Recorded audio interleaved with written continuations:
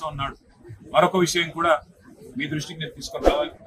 బాధాకరమైన పరిస్థితి ఏమంటే రాజ్యాంగ పరంగా హెడ్ ఆఫ్ ద స్టేట్ గా ఉండేది మన రాష్ట్రానికి గవర్నర్ గారు. ఎందుకంటే కాన్స్టిట్యూషనల్ హెడ్ అంటారు వారి. మరి ఈరోజు రాజ్యాంగబద్ధమైన గవర్నర్ పదవిలో ఉన్న ఇక్కడి గవర్నర్ గారు ఏ రకంగా వ్యవహరిస్తున్నారో ఇవాళ రాష్ట్రం మొత్తం చూస్తా ఉంది, రాష్ట్ర ప్రజలు మొత్తం గమనిస్తా ఉన్నారు.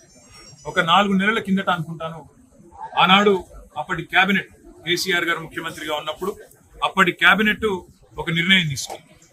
తెలంగాణ ఉద్యమంలో ఆనాడు క్రియాశీలంగా పనిచేసిన గౌరవనీయులు మా ఉద్యమ సహచరుడు సోదరుడు ప్రొఫెసర్ దాసోజు శ్రవణ్ గారిని మరి కేబినెట్ తీర్మానం చేసి గవర్నర్ కోటాలో ఎమ్మెల్సీగా ఎంపిక చేస్తూ వారితో పాటు మరి షెడ్యూల్ ట్రైబ్ గా ఉన్న ఎరుకల సామాజిక వర్గం ఇటువంటి జనరల్ అవకాశాలు రావు కాబట్టి ఒక మాజీ శాసనసభ్యుడు సామాజిక ఉద్యమాల్లో పాల్గొన్న మరొక సోదరుడు సత్యనారాయణ గారు ఇద్దరిని కూడా నామినేట్ చేస్తూ ఆనాడు కేసీఆర్ గారి కేబినెట్ నిర్ణయం తీసుకుంటే ఈ గవర్నర్ గారు రాజకీయ పరమైన సంబంధాలు ఉన్నాయి అని చెప్పి ఆనాడు శ్రవణ్ గారిని అదే విధంగా సత్యనారాయణ గారిని నామినేట్ చేస్తే కేబినెట్ నామినేట్ చేస్తే తిరస్కరించగలిగారు. మరి ఈరోజు వార్తలు వస్తున్నాయి, నిజమా కాదా గవర్నర్ ఆఫీస్ ధృవీకరించాలి, చీఫ్ సెక్రటరీ చెప్పాలి.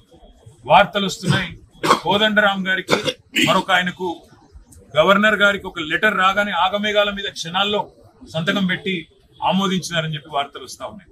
నేను ఒకటే అడుగుతా ఉన్నా, శ్రవణ్ గారికి సత్యనారాయణ గారికి తెలంగాణ ఉద్యమంలో పాల్గొన్న శ్రవణ్ గారు, సామాజిక ఉద్యమాల్లో పాల్గొన్న సత్యనారాయణ గారు రాజకీయ పరమైన సంబంధాలు ఉన్నాయని తిరస్కరించిన గవర్నర్ గారు ఇవాళ ఒక రాజకీయ పార్టీకి అధ్యక్షుడిగా ఎన్నికల్లో పోటీ చేసిన కోదండరాం గారిని ఏ రకంగా ఆమోదించారో చెప్పవలసిన బాధ్యత ఉంది.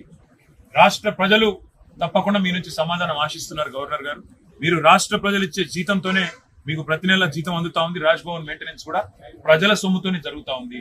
మీరు ప్రజలకు జవాబుదారీ, కేవలం రేవంత్ రెడ్డికి కాదు.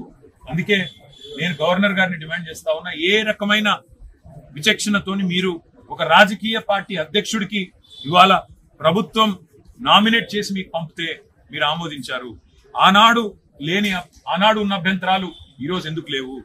మీకేమైనా కాంగ్రెస్ బీజేపీ మ్యాచ్ ఫిక్సింగ్ లో భాగంగా మీకున్న ఫెవికాల్ బంధంలో భాగంగా ఇది జరిగిందా? గవర్నర్ గారు రాష్ట్ర ప్రజలకు చెప్పాలి.